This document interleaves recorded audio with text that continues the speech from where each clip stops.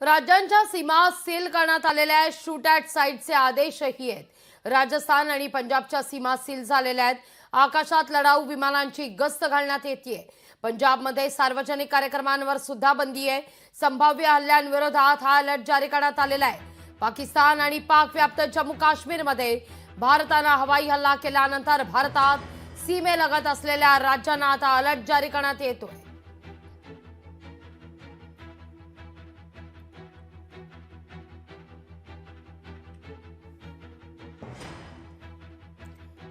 पंजाबमध्ये सार्वजनिक कार्यक्रमांवर या ठिकाणी बंदी घालण्यात आलेली आहे। सीमेवरील तणावामुळे मुख्यमंत्री भगवंत मान यांनी देखील आपले सगळे सरकारी कार्यक्रम रद्द करण्याचा निर्णय घेतलेला आहे।